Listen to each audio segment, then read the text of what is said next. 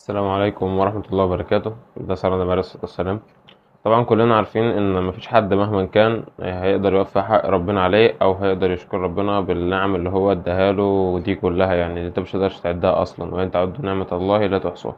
بس جه في سنة النبي داود حديث عن النبي عليه الصلاة والسلام بيقول إن الحديث ده أو الذكر ده أما تقوله الصبح، من قال ذلك حين يصبح فقد أدى شكر يومه، ومن قال ذلك حين يمسي فقد أدى شكر ليلته. بس ايه هو الحديث ده؟ يعني ايه هو الذكر ده عشان خاطر مثلا يدي الفضل ده كله؟ الذكر هو ببساطة: اللهم ما أصبح بي من نعمة أو بأحد من خلقك فمنك وحدك فلك الحمد ولك الشكر.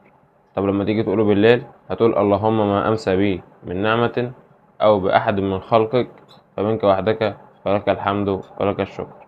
فكر غيرك، بس تقوله حاجة بسيطة فضل كبير فمتضيعهاش. لك على الفيديو عشان يوصل لغيرك. شوف الخير، متنسوش تصلوا على النبي. السلام عليكم ورحمة الله وبركاته.